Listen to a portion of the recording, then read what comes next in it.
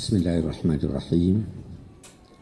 Alhamdulillah wassalatu wassalamu ala Rasulillah wa ala alihi wa ashabihi wa man wala. Ibu Rektor yang saya hormati, ibu-ibu, bapak-bapak, saudara-saudara sekalian, Assalamualaikum warahmatullahi wabarakatuh.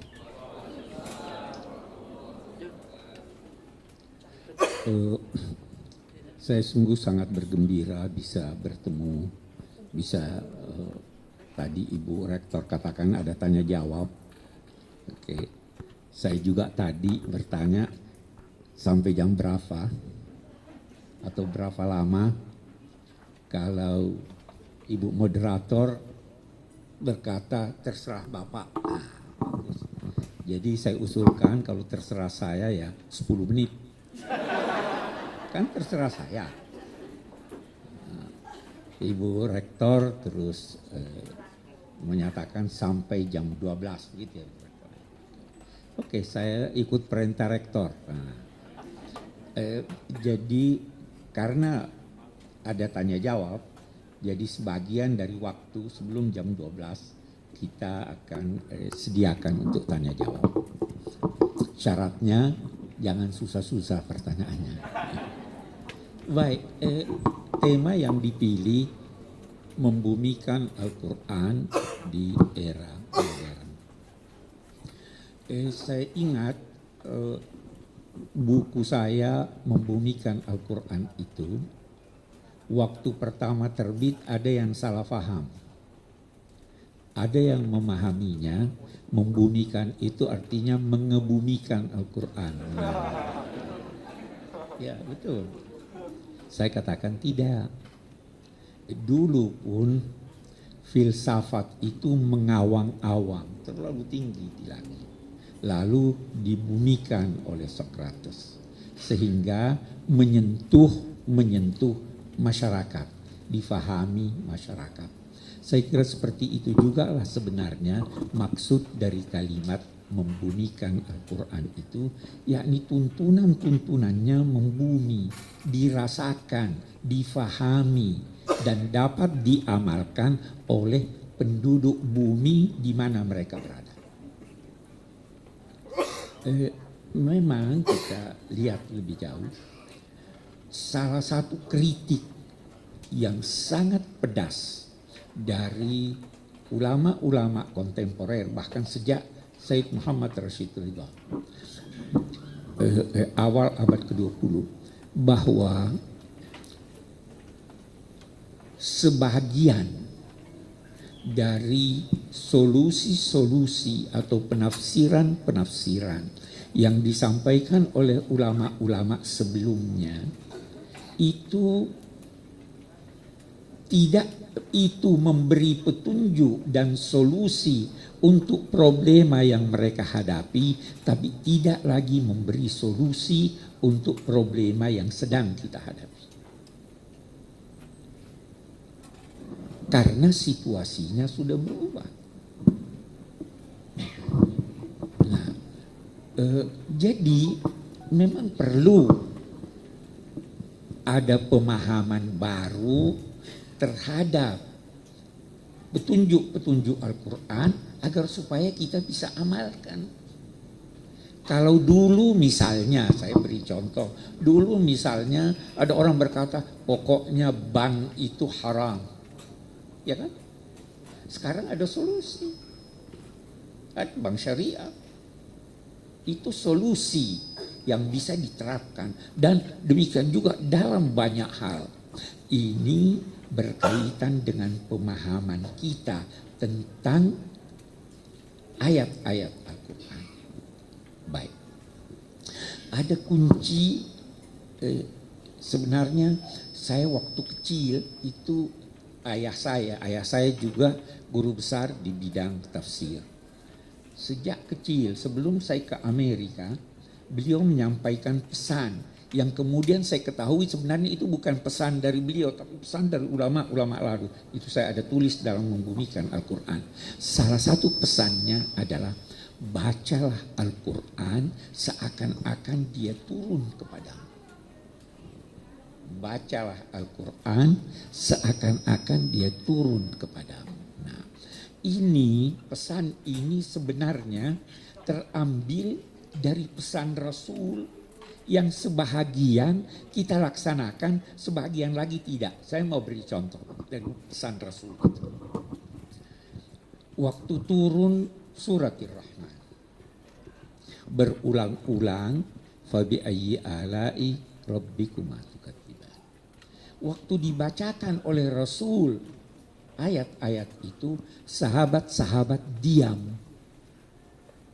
Rasul kemudian berkata, jin lebih pandai dari kalian.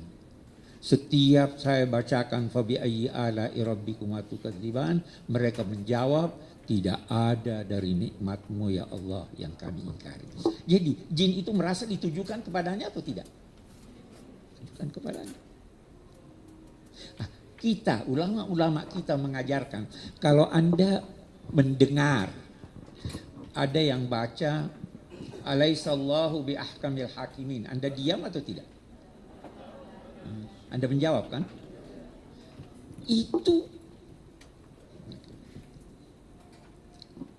Itu berarti Anda memahami bahwa dia bertanya pada Anda. Jangan diam. Kalau Anda diam, bukan saya yang diajak omong. Ini prinsip pertama dalam memahami Al-Quran. Nah, kita melangkah lebih jauh dalam konteks membumikan ini.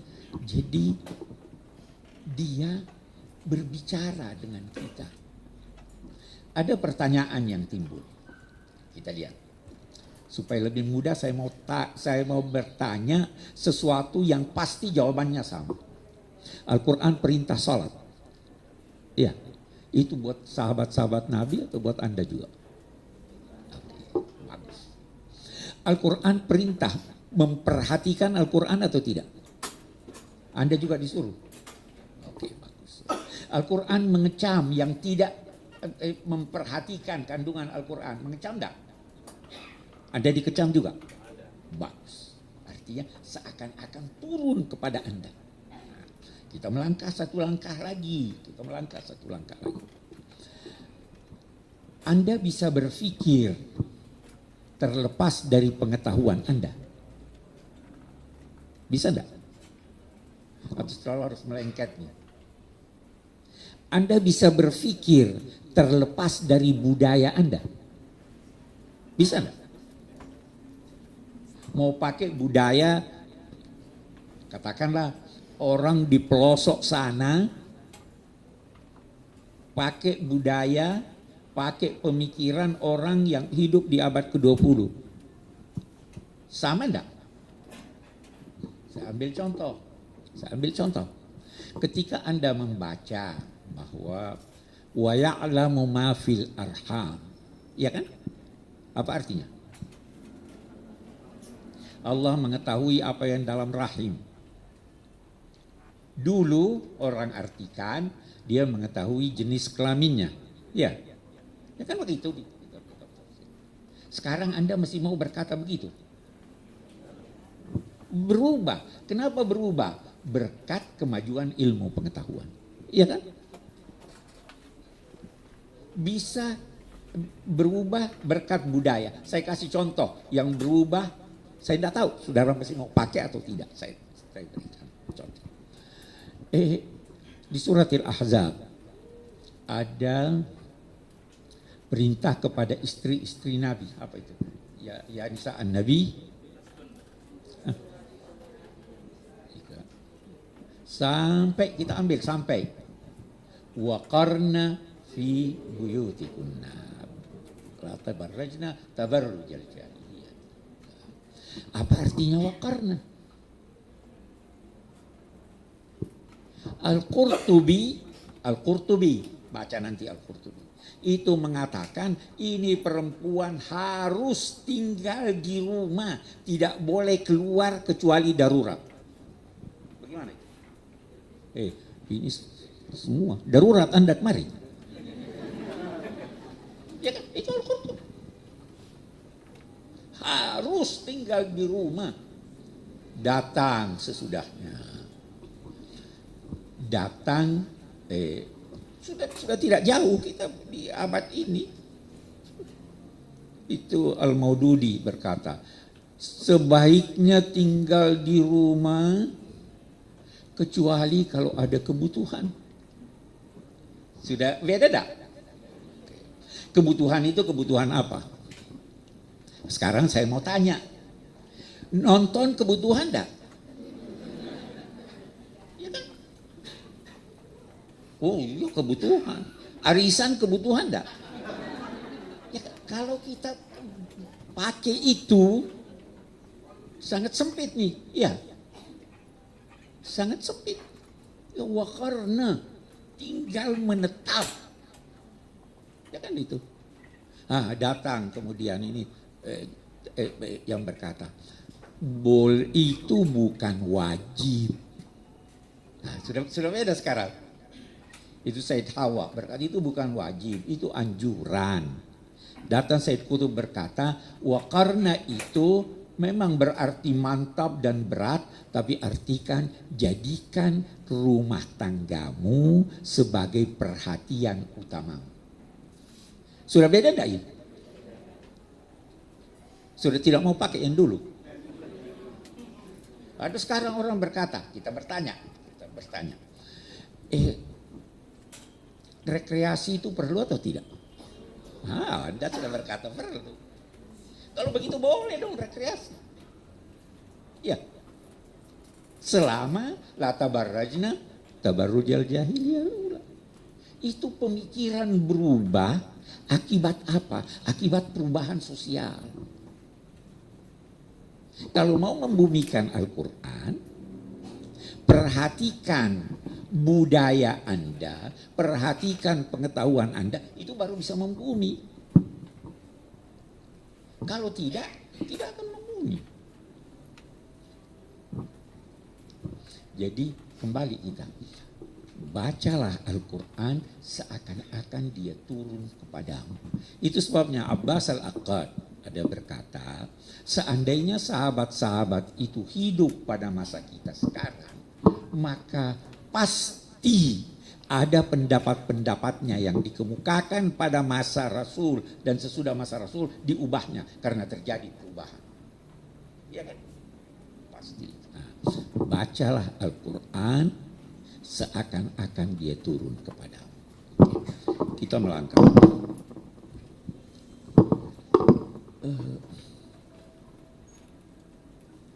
Ada ungkapan,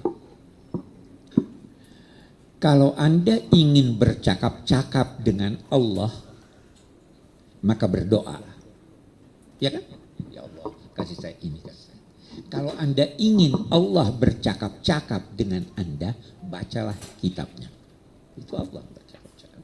Ya ayuhar rasul, ya ayuhan nabi, ya ini. Kalau Anda mengenal mitra bicara Anda, kalau Anda mengenalnya, hati Anda akan cenderung kepadanya. Iya. Tak kenal, maka tak cinta. Iya kan? Kalau Anda kenal Al-Quran, Anda akan cinta. Pasti. Persoalannya, kita tidak kenal Al-Quran. Kita tidak merasakan keindahannya. Kita tidak merasakan keagungannya. Syarat pertama, kita mau lihat sekarang. Syarat pertama untuk terjalinnya hubungan baik adalah kenal siapa yang Anda. Anda bisa mencintai seseorang tanpa Anda kenal. Tidak. Gimana saya mau cinta dia saya tidak kenal? Ada rumus lagi, kita lihat rumus ini. Semakin dekat perkenalan seseorang dengan orang lain, semakin terbuka hati orang lain itu untuk curhat pada Anda atau Anda curhat kepadanya. Benar tidak? Yang saling mencintai itu tidak ada rahasia. Dia sampaikan, oh ini saya begini. Semakin dekat Anda pada Al-Quran, semakin terbuka rahasianya buat Anda yang boleh jadi dia tidak sampaikan kepada orang lain. Ya kan? Itu rumusnya itu. Jadi titik tolaknya baca seakan-akan dia turun pada Anda, bersahabat dengan dia. Saya mau beri hal lain yang berkaitan dengan ini. Sekarang, kalau ada seorang dari Malaysia bercakap-cakap pakai bahasa Melayu, Anda bisa paham semua kalimatnya, semua kata-katanya, seperti kalau orang lain berbahasa Indonesia? Tidak. Karena ada kosakatanya yang berbeda dengan kosakata yang Anda ketahui. Ya kan? Bagus.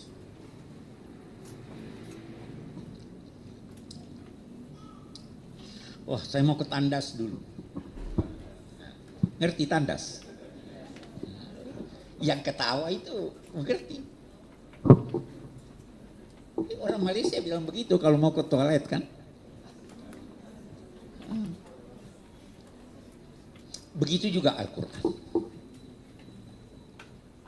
Bisa jadi Anda memahami suatu kata di dalam Al-Quran dengan pemahaman Anda, padahal bukan itu yang dimaksud oleh Al-Quran. Populer, al-fitnatu asyaddu minal qatl. Ya.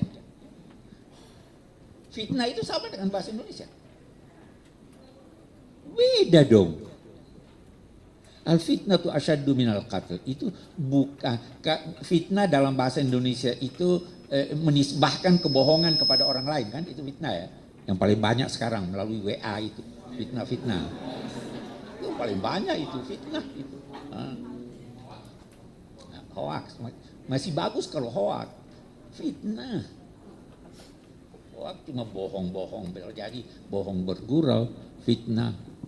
Saya pernah mau berceramah di suatu tempat, beredar di ini, jangan dengarkan Quraisy Shihab, itu Syiah. Ada kan?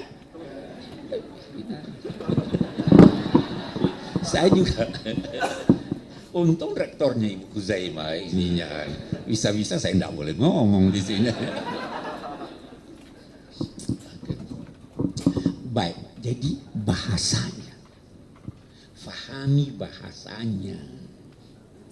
Kalau Anda tidak tahu apa bahasanya, nah selama ini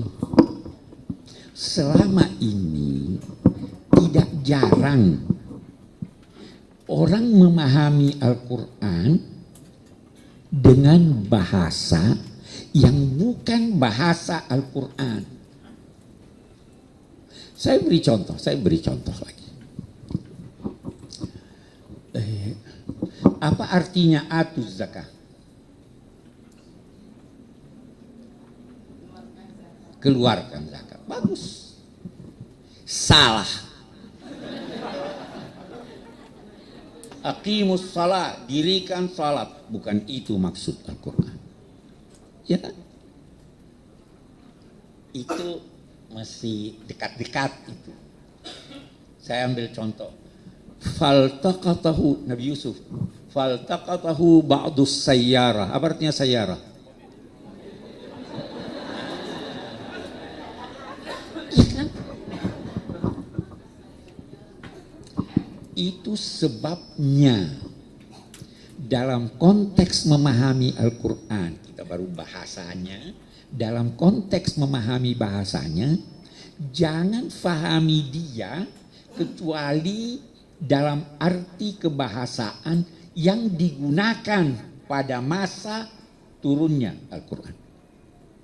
Bahkan bisa jadi ada kata-kata yang digunakan pada masa Rasul yang diubah makna semantiknya sehingga tidak bermakna itu lagi. Bisa jadi kan? Inna akramakum indallahi atqakum. Apa artinya karim? Apa cuma kalau kita berkata mulia, saya tanya.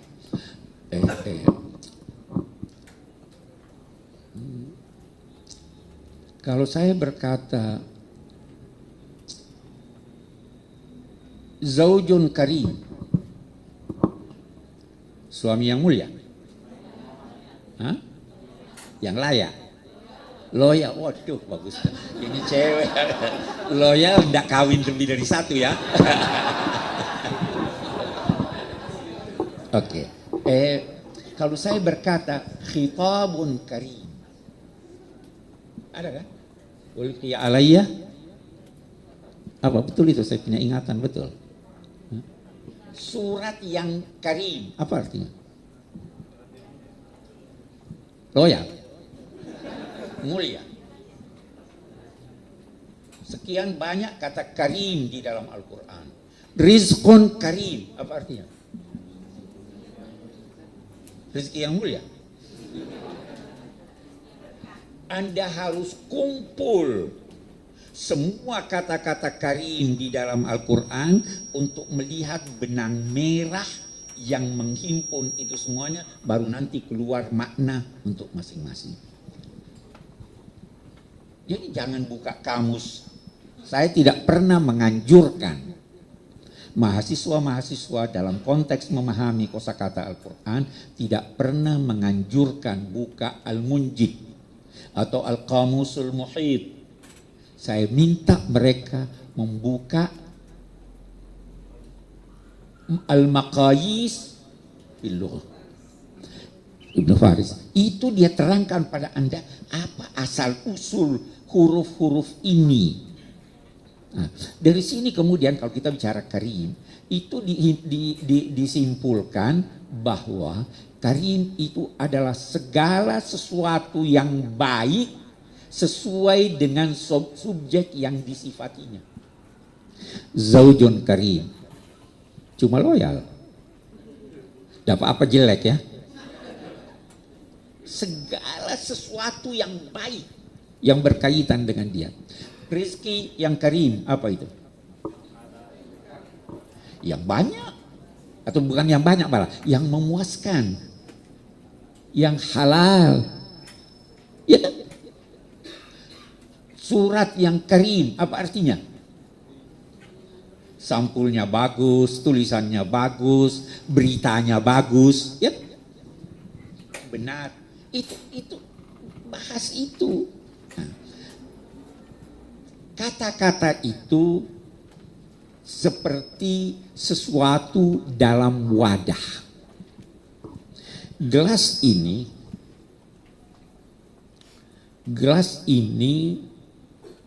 penuh atau tidak? Tidak penuh. Artinya mestinya masih ada air lagi sesudah ini ya. Iya. Itu. Nah, kalau dia berlebih, ditampung oleh ini atau tidak? Dia tumpah. Kata-kata itu berada dalam satu wadah. Kalau Anda isi cuma setengah, itu berarti kurang. Kalau Anda isi berlebih, itu berarti mubazir. Ya kan? Kita kembali. Memang perintah aqimus shalah itu. Kata ini aqimus shalah. Berarti dirikan salat. Atau ada arti qaim selain dari itu? Kita lihat. Ar-rijalu qawwamuna 'alan nisa. Laki-laki itu berdiri depan perempuan. Oke. Apa namanya? Allahu la ilaha illallah. Al-hayyul qayyum. Qa'iman bil qist. Himpun semua kata-kata itu, nanti Anda akan mendapatkan makna dari setiap kata. Atu zakah, apa artinya atu? Keluarkan. Bukan. Al-ita itu memberikan dengan hormat, sempurna, antar. Nah, jadi Anda sudah memenuhi tuntunan Al-Quran pada satu orang. Panggil itu fakir miskin, sini, ini kau punya zakat. Tidak, sempurnanya antar sama dia. Keluarkan dengan sempurna pada waktunya. Itu tuntunan Al-Quran. Itu baru membumi Al-Quran kalau Anda pahami seperti itu. Iya kan? Saya tidak mau panjang lebar di sana. Saya mau masuk pada contoh yang lain.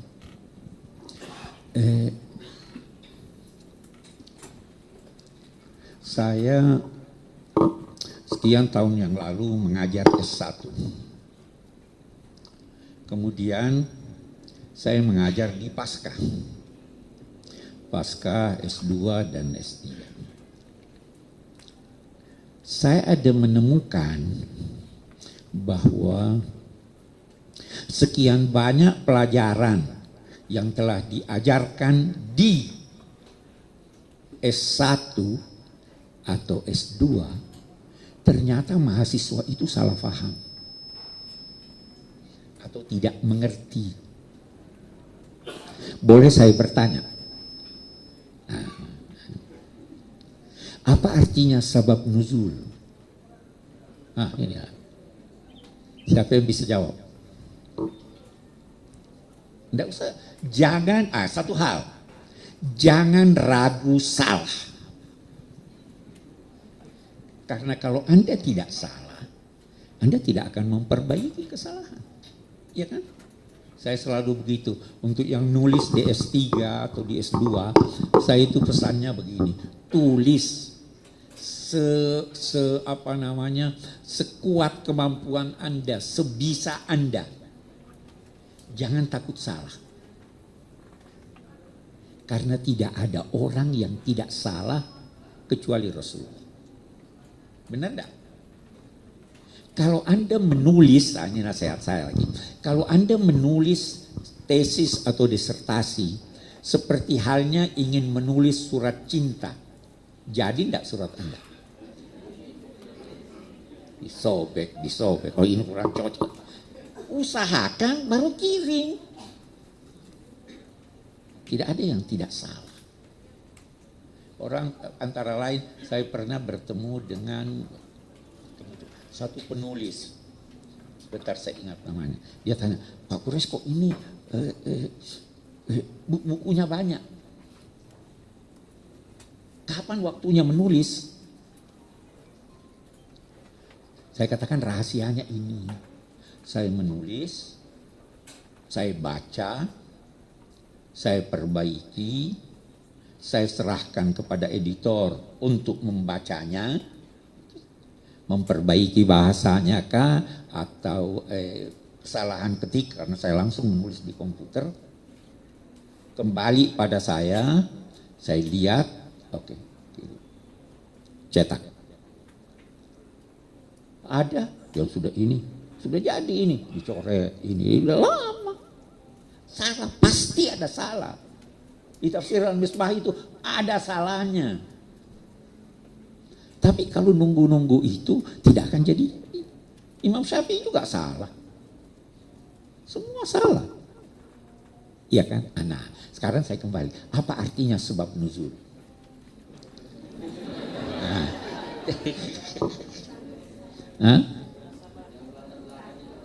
Yang melatar belakangi turunnya ayat. Jadi kalau saya berkata al-ibratu bi umumil lafzi la bi khususis sabab. Apa artinya? Itu kan kaidah. Apa artinya itu?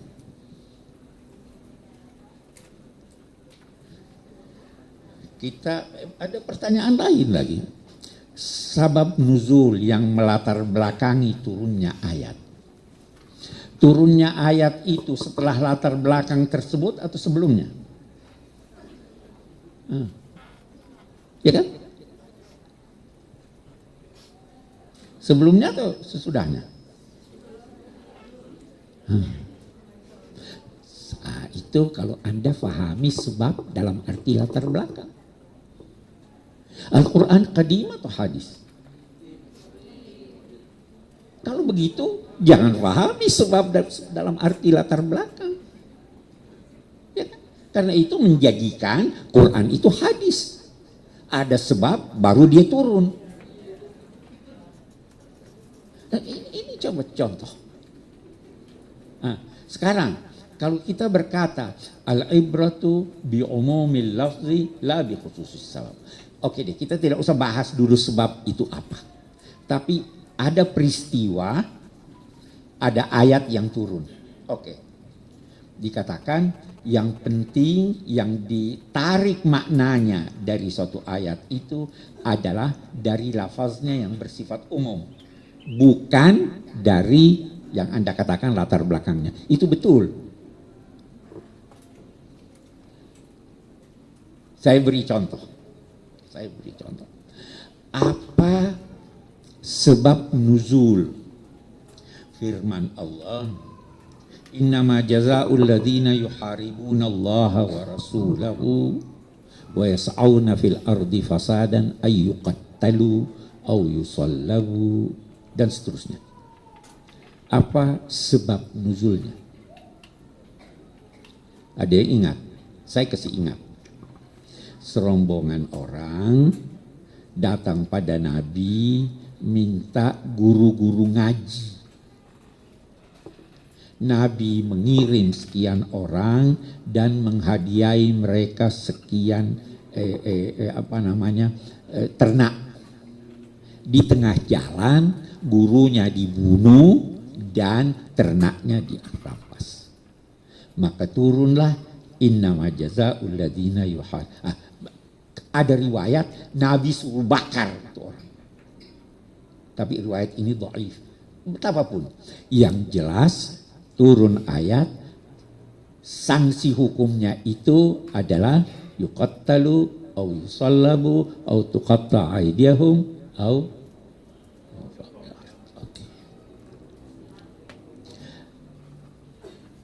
Lafaznya apa lafaznya? Innama jazaa'ul ladzina yuharibuna Allah wa rasulahu. Sebab nuzulnya ini, kalau Anda berkata dalam memahami suatu ayat yang penting ditarik darinya adalah lafaznya yang bersifat umum, bukan latar belakangnya, ya kan? Apakah itu berarti, apa artinya yuharibuna Allah wa rasulahu? Memerangi Allah dan Rasulnya. Apa hukumannya? Yuqattalu au yusallabu. Yas'auna fil ardi fasadan, apa artinya?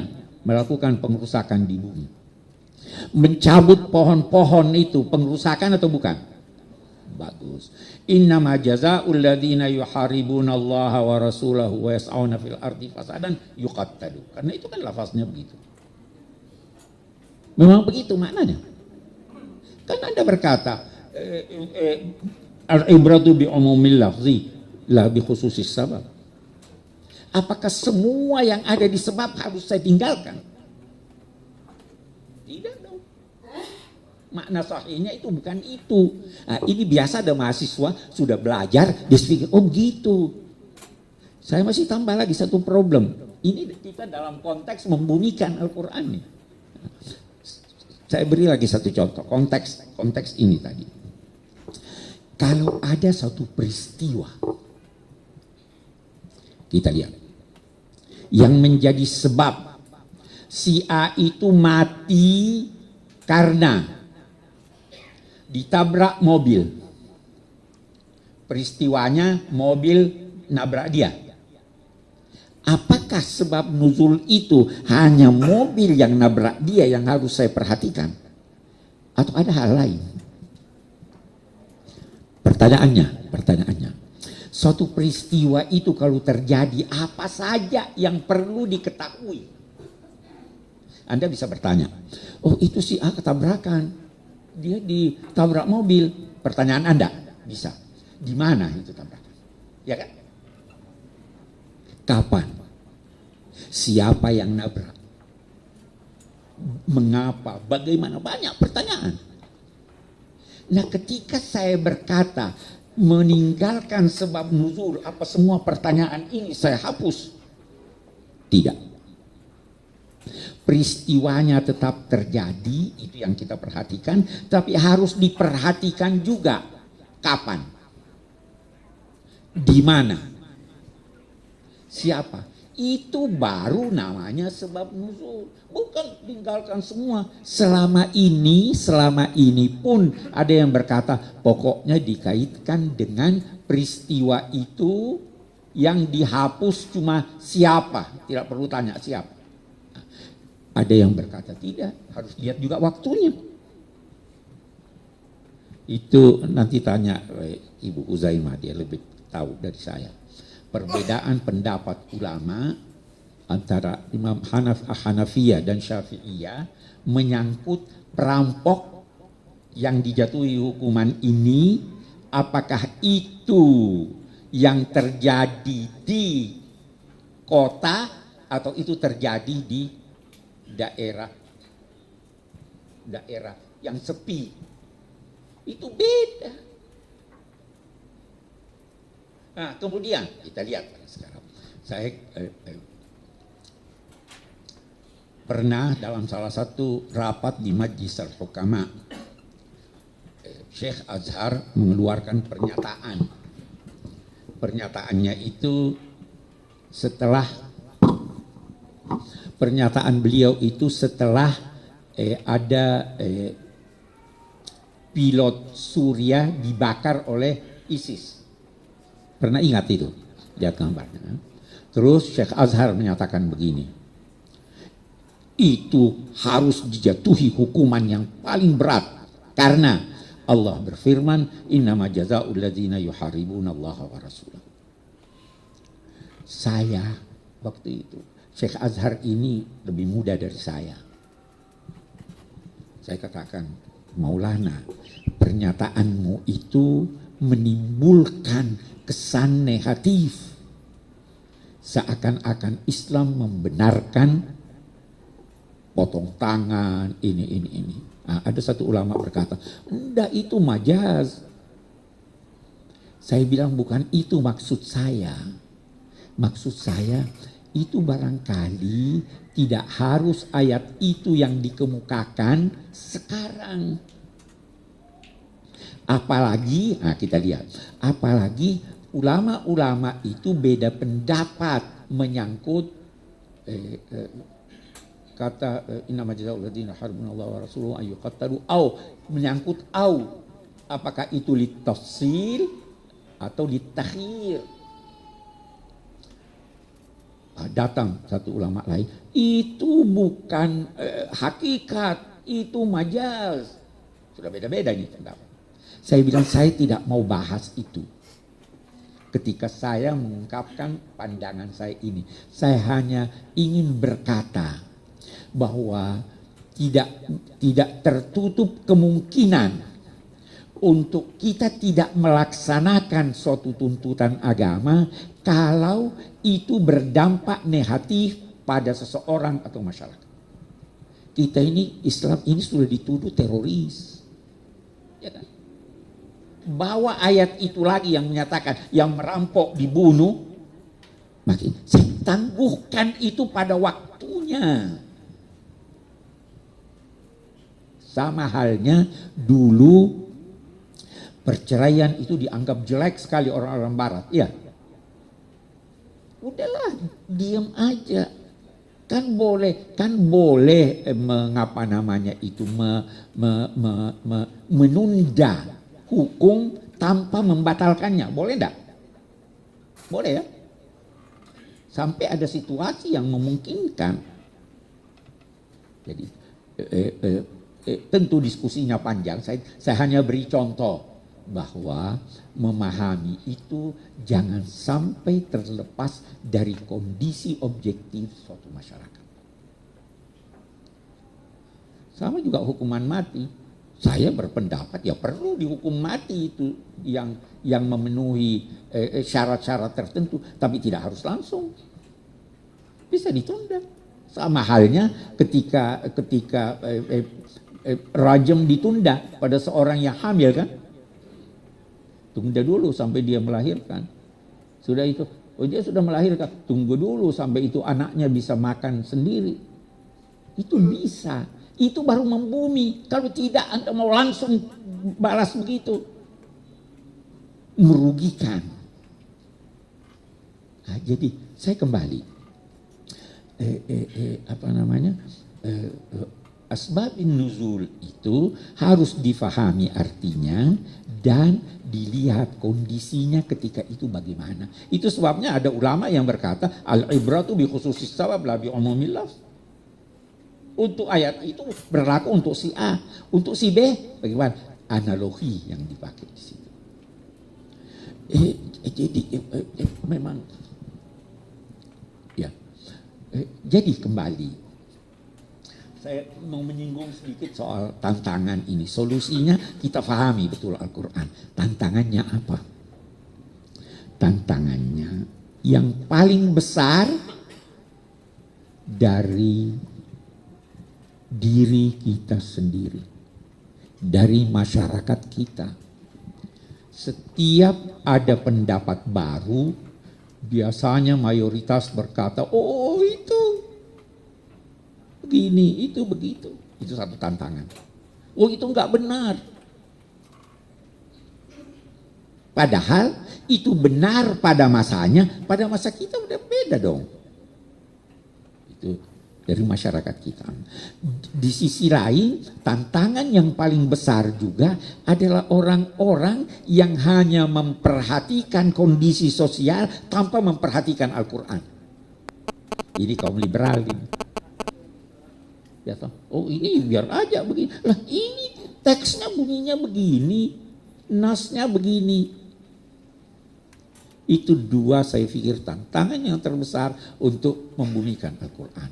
Kita ingin mempelajarinya, kita tidak boleh keluar dari teks. Kita harus memahaminya. Tetapi dalam saat yang sama kita tidak boleh mengabaikan ketentuan bahwa Al-Quran, ajaran Islam itu selalu sesuai dengan setiap waktu dan tempat. Caranya bisa bermacam-macam. Saya kira ya, sisanya biar untuk tanya jawab.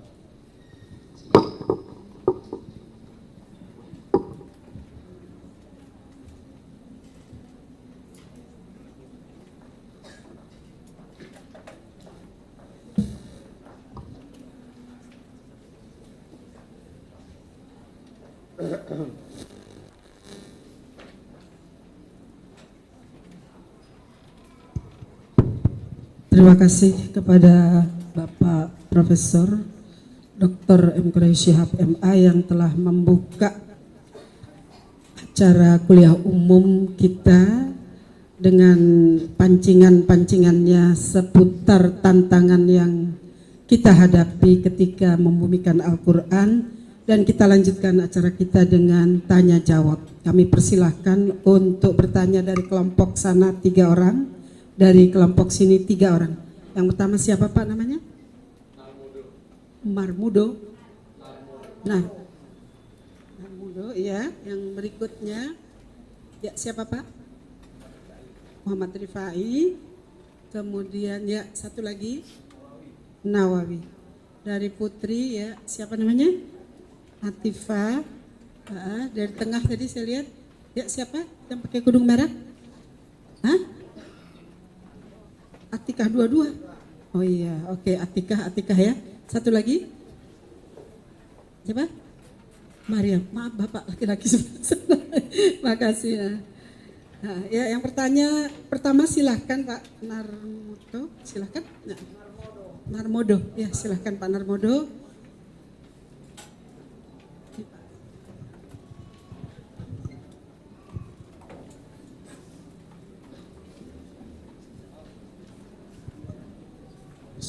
Bismillahirrahmanirrahim. Assalamualaikum warahmatullahi wabarakatuh. Prof, saya ada satu pertanyaan bahwa di dalam membumikan Al-Quran, ini Al-Quran sudah turun 1500 tahun yang lalu. Di dalam Al-Quran kita juga tahu bahwa di situ adalah suatu yang jelas poinnya itu adalah mengajak suatu kebaikan, berbuat baik, bahwa kejelekan itu akan terkesampingkan. Namun demikian yang terjadi adalah di bumi ini bahwa yang namanya kebaikan tetap ada, tetapi jumlahnya itu orang yang berbuat kebaikan juga tidak banyak. Sekarang kita lihat satu contoh saja bahwa ekonomi kapitalis yang mendominasi dunia dan kemudian ekonomi yang berbasis dengan syariah itu adalah masih minim sekali. Di Indonesia sendiri adalah bahwa aset bank syariah itu hanya 300 triliun, sementara aset bank konvensional yang tidak syariah adalah 6.000 triliun rupiah. Artinya cuma sekedar 5% saja. Demikian juga di satu sisi bahwa antar umat Islam juga masih terjadi benturan-benturan. Apakah ini memang satu hal yang salahnya ada di mana? Itu apakah kesalahan ada pada kita yang belum bisa memahami Al-Quran dengan benar dan baik, atau memang ini adalah suatu kodratullah begitu? Dan ini bagaimana kita bersikap untuk membumikan Al-Quran, bahwa benar-benar Al-Quran ini bisa menjadikan rahmatan lil alamin, bahwa bumi atau umat yang ada di bumi ini, bahwa sekarang yang orang mengaku beragama Islam di bumi ini tidak kurang dari 1,5 miliar dari 7 miliar penduduk bumi. Jadi artinya hanya sekitar 20% penduduk bumi yang beragama Islam. Itu pun yang Islam, belum yang mengerjakan sholat, yang puasa, dan itu masih berkurang lagi dari sana. Dan jadi ini pertanyaannya adalah bagaimana menyikapi hal ini dalam kita menyongsong kehidupan ke depan. Terima kasih. Assalamualaikum warahmatullahi wabarakatuh.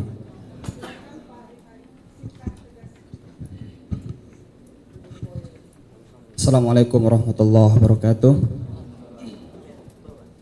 Prof, sama-sama kami hormati. Pertanyaan saya singkat, yaitu tentang ayat dalam surat Al-Waqiah yang mengatakan la yamassuhu illal mutahharun. Jadi pertanyaan saya, pada saat itu kan Al-Quran belum berbentuk mushaf dan sebagainya. Jadi bagaimana kondisi Islam pada saat itu sehingga Al-Quran turun kepada Nabi dengan ayat yang tadi, yang akan disentuh atau yang akan dipegang itu seperti apa? Sekian, Assalamualaikum. Terima kasih. Pertanyaan ketiga, Bapak Wawan ya, Nawawi, silahkan. Assalamualaikum warahmatullahi wabarakatuh. Pertanyaannya terkait sebuah pertanyaan imajiner, mungkin andai Pak Prof dipanggil menjadi saksi tim pembela Ahok misalnya. Mohon maaf nih kalau pertanyaannya kurang berkenan. Misalnya untuk menjelaskan kaitan ayat Al-Maidah ayat 51. Apakah bersedia atau tidak? Seandainya kalau tidak bersedia, mengapa alasannya? Pun kalau bersedia, mengapa bersedia dan apa yang akan disampaikan? Mengingat pertanyaan ini juga menjadi tantangan dalam membumikan Al-Quran di era modern. Terima kasih. Assalamualaikum warahmatullahi wabarakatuh. Terima kasih. Berikutnya Pak Nawawi, Ibu Atikah, silahkan. Atifah ya.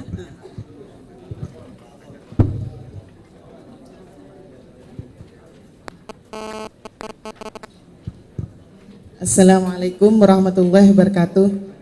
Nama saya Atifah Prof dari Madura.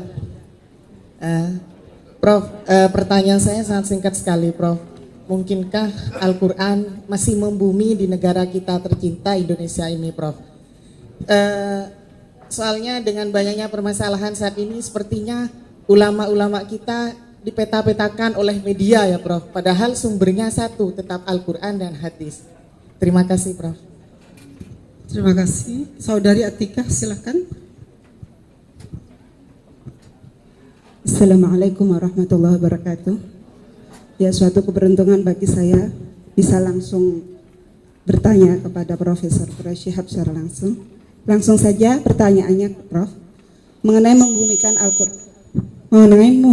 Al-Quran ini, saya lebih bertanya kepada membumikan Al-Quran di negara kita Indonesia ini. Seperti kita ketahui, ada sebagian masyarakat, terutama masyarakat Jawa yang masih memiliki kepercayaan kepada hal-hal yang bersifat klinis, Prof.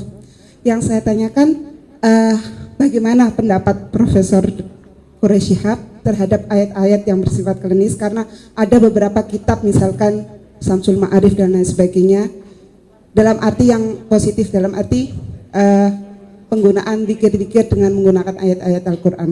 Terima kasih. Assalamualaikum warahmatullahi wabarakatuh. Terima kasih. Penanya terakhir, Ibu Mariam.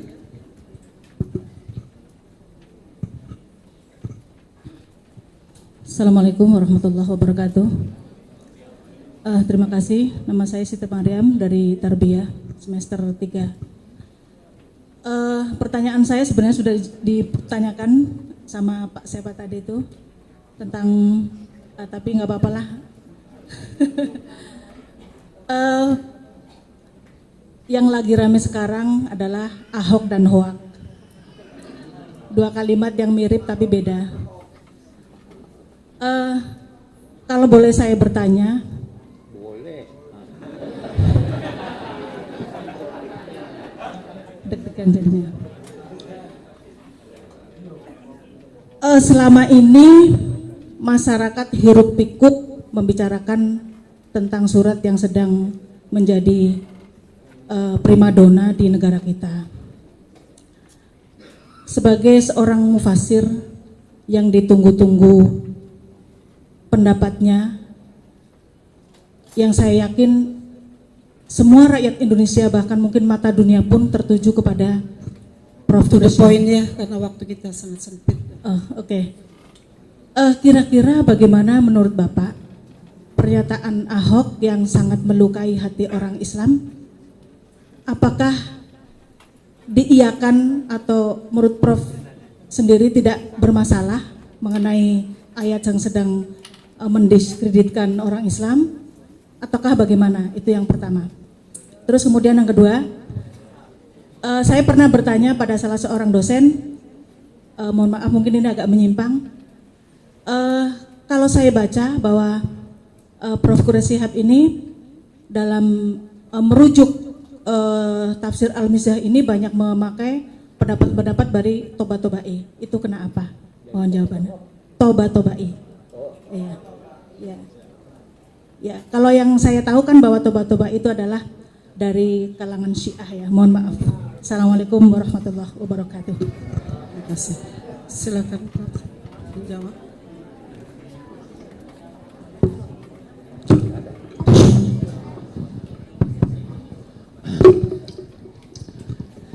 Baik, bismillahirrahmanirrahim. Ada sebagian pertanyaan yang saya mau gabung jawabannya.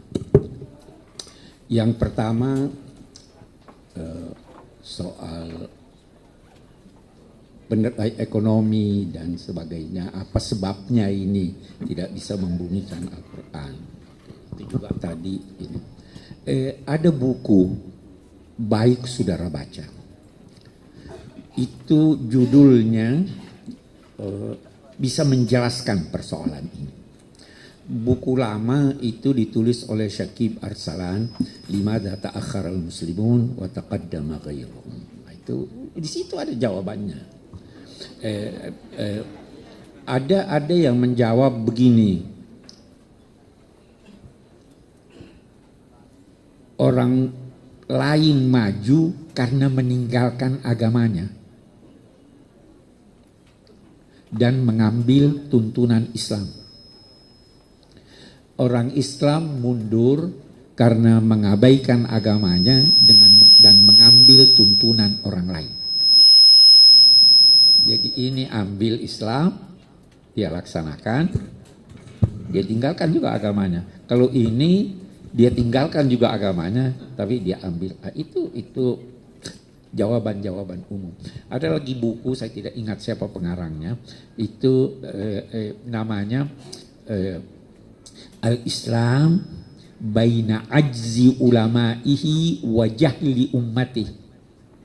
Islam ini berada di tengah-tengah, ulamanya tidak mampu menjelaskan dan umatnya bodoh. Saudara tahu dalam bidang ekonomi, Rashid Ridha ada menulis bahwa hampir 90% dari kegiatan ekonomi yang sebenarnya halal tapi diharamkan oleh orang-orang yang tidak paham. 90%. Padahal mestinya itu bisa dilakukan. Dan ini kita sudah ketinggalan lama nih. Baru aja muncul ini kan, ada bank, ada dewan syariah yang menjelaskan sebenarnya ini boleh, ini ada jalannya dan sebagainya. Tapi selama ini selalu dianggap bahwa itu tidak boleh. Selama ini sudah putus bank haram. Jadi itu sebabnya kita tinggalkan tuntunan agama kita. Kita tidak fahami kitab suci kita. Saya kira itu sebabnya ya. Terus yang kedua tadi apa pertanyaannya yang kedua? La yamassuhu ilal mutahharun ya. Oke. La yamassuhu ilal mutahharun, di mana Al-Quran dan di mana Nabi ketika itu? Oh iya, itu sebabnya beda pendapat ulama la yamassuhu ilal mutahharun. Ada ulama yang beranggapan la yamassuhu ilal mutahharun yang di Lauhul Mahfuz. Ada yang menyatakan la yamassuhu dalam arti tidak disentuh dengan penafsirannya kecuali orang-orang yang suci hatinya. Itu sebabnya nanti ada ulama berkata salah satu syarat penafsir adalah sihhatul aqidah. Ya kan? Oke. Terus yang ketiga tadi apa?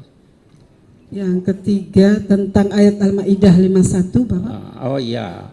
Dari mana saudara tahu bahwa saya diminta untuk jadi saksi ahli? Hah? Kenapa? Seandainya Bapak. Oh sudah tidak, jadi tidak perlu saya jawab itu. Jangan berandai-andai. Iya, Pak. Oke, saya jawab sekalian saya jawab. Seandainya saya diminta, saya tidak akan mau. Kenapa? Saya sudah jelaskan. Sudah beredar penafsiran suratul Maidah yang direkam dan beredar dari apa yang saya jelaskan di Metro TV. Sudah. Yang tidak dengar itu bisa buka tafsir Al-Misbah. Jadi kalau mau tanya tentang tafsirnya, pendapat saya itu sudah ada. Soal tafsir ayat ya. Oke. Satu hal. Saya jelaskan lebih jauh. Kata wali bisa bermacam-macam. Ya kan? Asalnya dekat. Nah, ada pertanyaan yang muncul. Apakah Anda tunggu dulu. Kedekatan itu sampai di mana? Ya kalau kita katakan apakah kalau diartikan pemimpin, apakah dalam segala macam kepemimpinan atau kepemimpinan khusus? Segala macam kepemimpinan tidak boleh. Bagus. Bukankah Nabi pernah dipimpin oleh seorang penunjuk jalan ke Madinah? Abdullah bin Uraiqid. Pernah atau tidak? Yang nggak tahu sejarah dia memang tidak. Maukah Anda dipimpin oleh non-muslim di dalam suatu perjalanan? Dia jadi pilot orang non-muslim antar Anda sampai Jeddah. Mau enggak? Mau?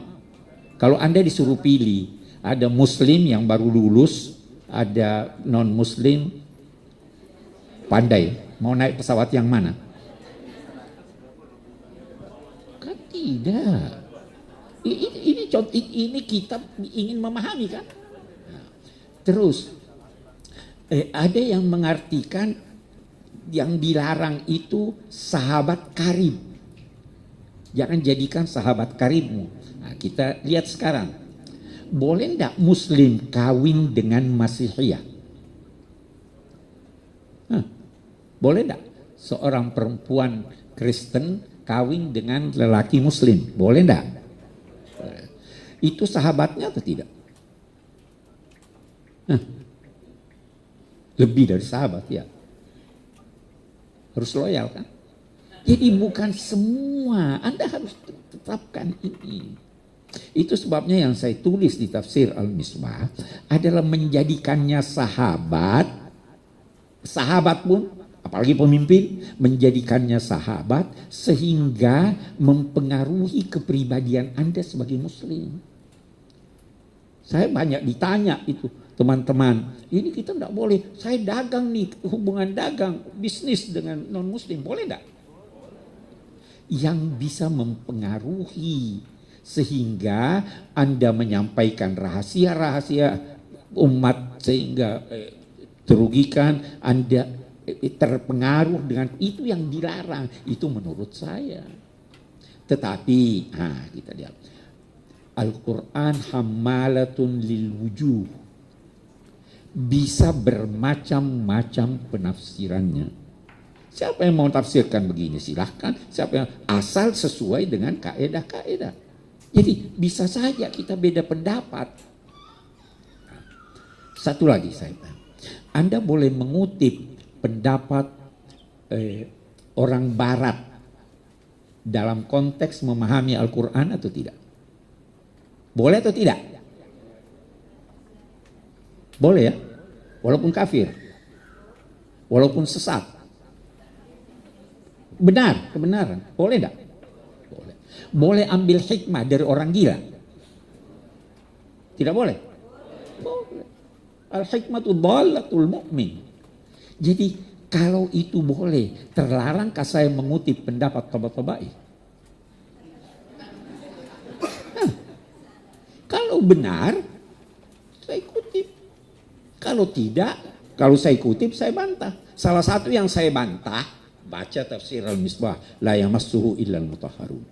Dia tafsirkan Al-Mutahharun adalah, dia katakan berdasar firman Allah, innama yuridullahu liyudhiba ankumur rijsa ahlal bait wa yutahhirakum tathira. Jadi berarti yang hanya bisa menafsirkan Al-Quran ahlul bait.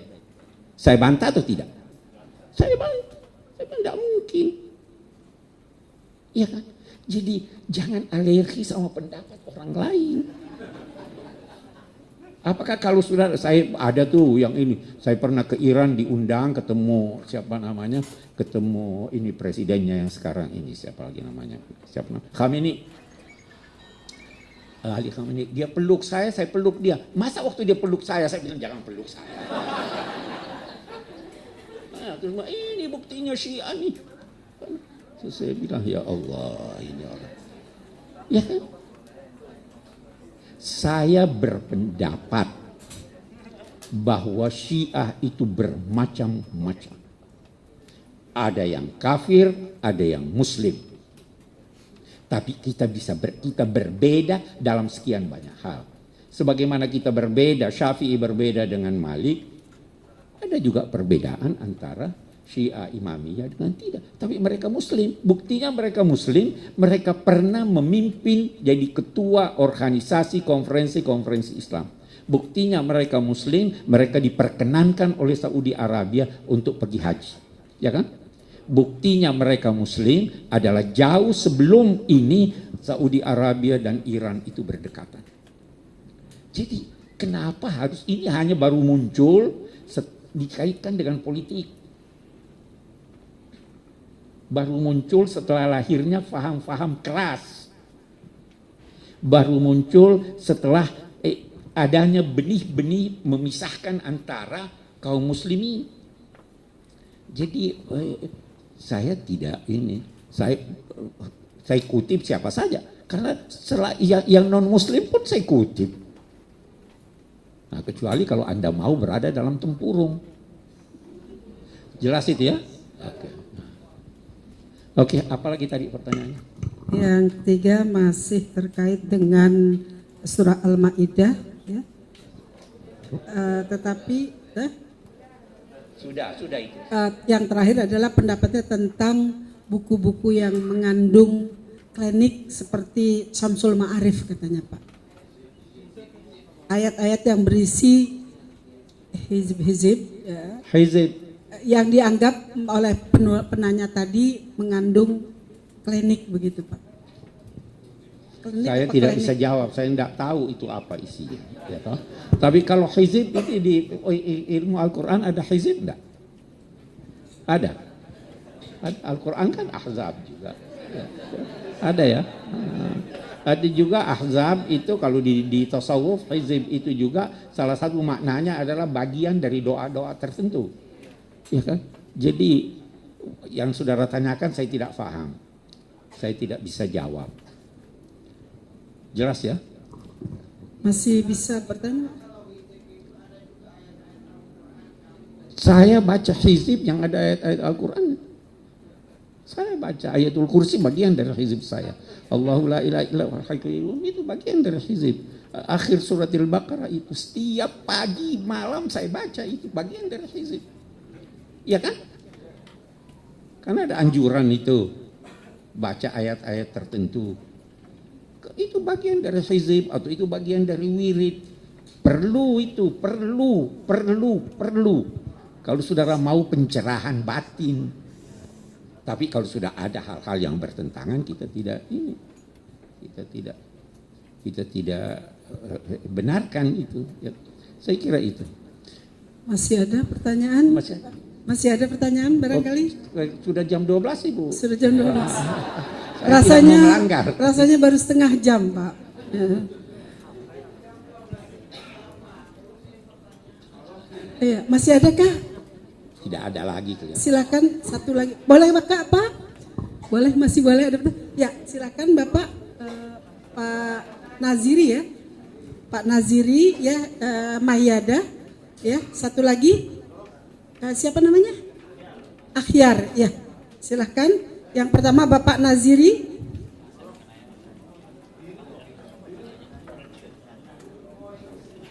To the point pertanyaannya ya, mengingat waktu kita sangat singkat.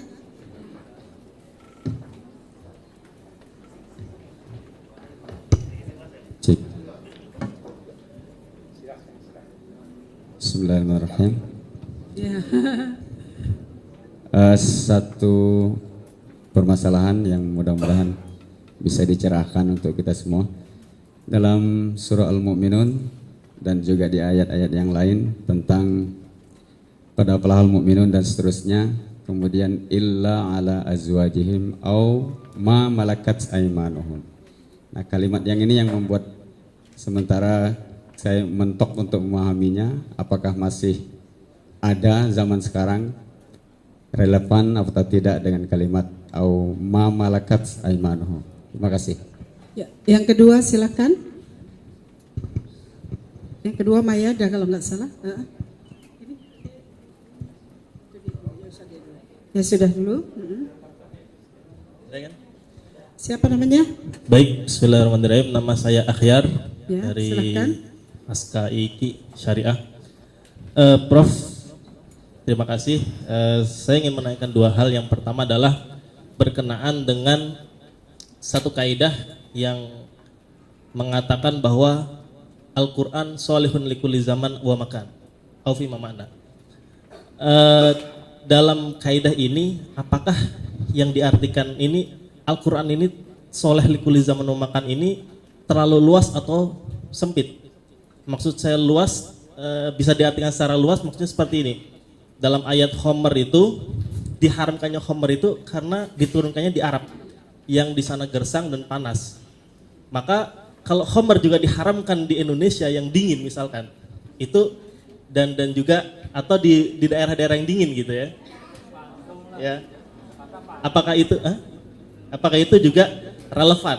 Nah, ini ada yang berpendapat bahwa ini sudah tidak relevan tentang pengharaman Homer atau terlalu sempit seperti mungkin Maulid Nabi ataupun hal-hal yang baik yang dilakukan oleh para kiai-kiai kita itu diharamkan. Nah, atau bagaimana yang proporsional dan mungkin dalam tanda kutip moderat. Yang kedua adalah tentang statement yang mengatakan bahwa yang paling tahu penafsiran suatu teks adalah orang yang menulisnya. Ada statement seperti ini. Nah, apakah statement seperti ini bisa dibenarkan atau tidak? Dan bagaimana kaitannya dengan Al-Quran? Syukran. Ya, terima kasih. Assalamualaikum warahmatullahi wabarakatuh. Langsung saja, saya Mayada Hanawi. Kebetulan saya tinggal di Kalimantan Timur. Di situ semuanya banyak agama dan suku. Pada waktu saya masih SD, saya merasakan keharmonisan yang ada. Tetapi sekarang belakangan itu sudah ada gap. Karena di lingkungan saya itu semua suku ada, Pak. Terus di sini blok Islam, sini blok Kristen. Kita dulu nggak ada masalah gitu. Kita semua membaur. Sekarang masalah yang ada, akhirnya kami sekarang membaurnya itu sedikit ada yang menyoroti. Sampai kemarin kejadian ada bom itu gereja dekat rumah kami. Akhirnya kami sepakat bagaimana kami menyikapi ini dan menunjukkan bahwa toleransi ini kita bangun kembali. Dan rata-rata ulama di sana ada beberapa ulama yang gencar ada habaib atau ulama lah, sebagian keras dan sebagian juga bisa slow. Kita kalau pikir-pikir bisa menggunakan yang slow ini untuk rakyat kami supaya sejahtera. Bagaimana menurut ulama, terutama profesor, supaya bisa kembali ke awal kita bisa sejahtera dan penuh dengan toleransi. Terima kasih. Wassalamualaikum warahmatullahi wabarakatuh. Waalaikumsalam. Yang pertama, azan dulu. Yang pertama menyangkut apa tadi? Qad aflahal mu'minun diakhiri dengan ma malakat aimanuhum. Apakah kata-kata ma malakat? Oke. Saya mau tanya sekarang. Saya yakin, percaya Anda tidak mencuri. Ya. Apakah saya perlu hapus dalam hukum kita undang-undang peraturan menyangkut pencurian atau tidak? Hanya karena Anda tidak mencuri. Perlu atau tidak? Tidak. Walaupun Anda tidak mencuri. Anda jangan berkata hapus saja dong saya tidak mencuri. Waktu turun ayat itu ada enggak ma malakat aimanukum? Jadi ada yang butuh ya. Yang akan datang Anda jamin tidak ada lagi? Jangan egois dong. Ya kan? Masih kemungkinan. Sekarang ada perbudakan. Sekarang nih. Jadi itu ada orang ini enggak ada lagi ini. Kalaupun yang akan datang tidak ada lagi, dulu itu dibutuhkan. Jadi jangan hapus. Itu kira-kira ini. Yang kedua tadi apa? Yang kedua adalah pertanyaan, apakah Al-Quran masih salih likulli zaman wal makan? Dengan pemahaman yang luas dan yang bagus. Oke, yang sempit ya. Yang luas diantaranya, apakah khamar yang diharamkan di negara Arab yang panas itu relevan kalau diturunkan di negara yang dingin? Yang kedua, yang paling tahu makna teks adalah yang pertama dulu. Anggur itu haram atau tidak? Tidak.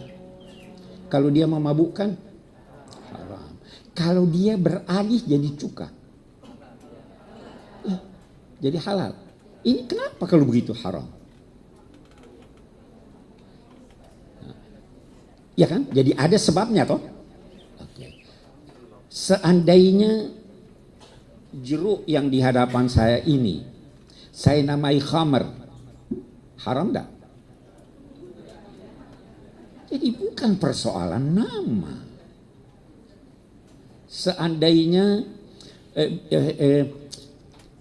perasan babi saya namai perasan cap korma, halal enggak?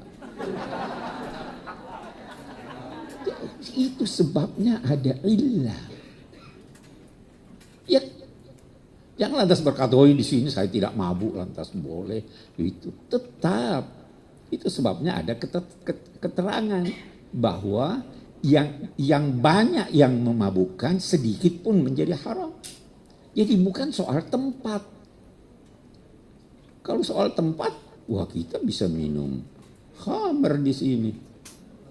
Enggak, ya toh? Nah, Al-Islam salihun likulli zamanin wa makan. Nah, itulah penafsiran. Dan salah satu yang menyebabkan Islam itu bisa hidup kapan dan di mana saja, karena dia tidak mengkultuskan bentuk-bentuk. Yang dia tuntut adalah substansi. Saya beri Anda contoh. Ada bentuknya masjid. Tidak sakral itu bentuk masjid. Ya kan? Di mana? Substansinya apa? Yang penting menghadap kiblat kalau sholat dan tempatnya suci. Ya kan? Ada bentuk pakaian. Anda harus pakai serban gamis itu. Harus. Harus pakai pici putih. Harus. Dan yang penting menutup aurat. Ya kan? Substansi. Seandainya, saya berandai, Ka'bah dipindahkan kemari, orang menghadap kemari. Substansi. Dia tidak. Nah, kemudian kenapa dia salih likulli zamanin wa makan? Ada hak veto. Kalau Anda tidak bisa begini, ada jalan keluarnya. Ya kan? Tidak bisa berdiri salat, duduk. Tidak bisa duduk. Ini haram. Ya, ada hak veto enggak? Kalau mengancam hidup Anda, boleh makan. Jadi tidak ada yang tidak ini. Setiap ada kesulitan, pasti ada jalan keluarnya. Salih likulli zamanin wa makan. Dan dia mentoleransi budaya. Dia tidak paksa Anda pakai budaya Arab. Dia paksa enggak? Mau pakai budaya Indonesia silahkan. Selama tidak bertentangan dengan nas, ya kan? Jadi salih likulli zamanin wa makan. Oke, apalagi tadi yang satu? Yang selanjutnya adalah yang paling tahu teks itu adalah penulis teks itu sendiri. Dan bagaimana dengan Al-Quran? Bagus. Kita tinggalkan dulu Quran. Saya mau tanya. Saya belum makan, apa artinya? Bagus. Cuma itu? Hah? Ini contoh Allah yarham. Saya pelajari dari Pak Ibrahim Hussein almarhum. Kita pernah diskusi di Majelis Ulama. Terus itu contohnya. Saya belum makan, apa artinya? Ada yang bilang, oh, itu lapar. Ada lagi yang lain berkata, itu masih kenyang namanya. Boleh enggak? Saya belum makan karena saya masih kenyang. Boleh enggak lagi? Ada enggak lagi mana? Satu lagi. Ada lagi. Jangan habiskan makanan itu. Siapa yang paling tahu maksud saya? Ini saya bukan Tuhan nih. Apalagi Tuhan. Yang paling tahu itu sebabnya ada yang dinamai dilalah haqiqiyah dan ada dilalah nisbiyah. Jangan berkata ini pasti begini. Yang pasti itu sedikit sekali setelah dihimpun sekian banyak argumentasi. Saya beri Anda contoh. Siapa juara dunia tinju yang muslim itu? Kira-kira kalau saya lawan dia siapa yang menang? Anda ketawa. Kemungkinan tidak saya menang. Kemungkinan. Ada, tapi kemungkinannya terlalu kecil kan? Maka Anda berkata pasti. Tapi belum tentu. Siapa tahu waktu saya tinju dia tergelincir diam. Ada kemungkinan enggak? Begitulah yang qat'i. Dan itu sedikit sekali. Yang lainnya kemungkinan. Susahnya kita sekarang, setiap pendapat orang dikatakan inilah yang benar, yang lain salah. Itu syirik menurut Asy-Syatibi. Asy-Syatibi bukan saya. Sedang terhadap yang kita yakini salah, kita masih harus berkata yang diajarkan Al-Quran, Qul inna au iyyakum la'ala hudan au fi dhalalin mubin. Damai kalau begitu. Kalau mau berkata ini yang benar. Kami di Pusat Studi Al-Quran itu prinsip kami. Kita tidak anti Wahabi. Ada alasannya. Tetapi kita anti yang Syafi'i yang mengkafirkan Wahabi. Bukan ada buku saya, setuju enggak ini fatwanya? Syafi'i mengkafirkan, mereka mengucapkan. Saya bahkan lebih dari itu. Ada yang pernah tanya saya, itu ISIS yang membunuh yang ini, Muslim atau bukan? Dia ucapkan syahadat atau tidak? Kalau dia mengucapkan syahadat, dia Muslim, tapi Muslim yang durhaka. Jangan, apapun namanya. Jadi begitu, itu kita damai.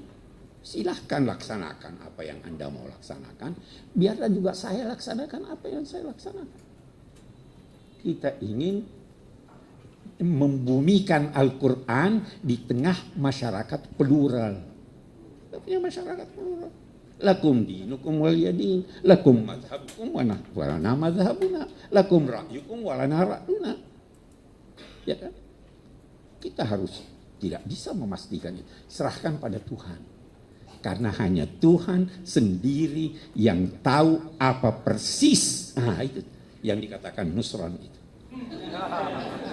Susahnya kalau dipolitisir, ya kan? Kalau dipolitisir itu kita sudah berakhir. Habis. Satu lagi, bagaimana merajut toleransi di tengah kehidupan yang terdiri dari Muslim dan Kristen yang terjadi akhir-akhir ini dengan adanya teror bom. Nah, begitu. Semua begini, bagus. Saya singkat. Siapa yang ingat ayatnya? Yahdi bihillah manittaba'a ridwanahu subulas salam wa yahdihim ila siratil mustaqim. Ada itu di dalam Al-Quran, ada kata sabil, ada kata sirat. Ya kan? Sabil itu ada mufradnya, ada jamaknya. Sabilillah, ada subulas salam. Ya kan? Oke. Kalau sirat itu tidak ada jamaknya, cuma tunggal terus. Sabil ini bermacam-macam. Ada sabilal mujrimin, ada enggak? Ada juga sabilillah. Ada sabilal ladzina la ya'lamun. Ya kan? Jadi sabil bermacam-macam. Sabil itu jalan-jalan kecil. Sirat itu terambil dari kata sarata yang berarti menelan. Sirat itu jalan lebar. Jalan tol. Kalau Anda masih di sabil, masih bisa sesat. Kalau masuk jalan tol, tidak, Anda akan sampai. Yang kita mohonkan, ihdinas siratal mustaqim. Tapi Allah juga berfirman, ud'u ila sabili rabbi. Ya kan? Ada juga sabil. Nah, yang mengantar ke siratal mustaqim itu subulus salam. Selama jalan yang Anda anjurkan, cara yang Anda anjurkan bercirikan kedamaian, walaupun kita beda-beda, kita ketemu.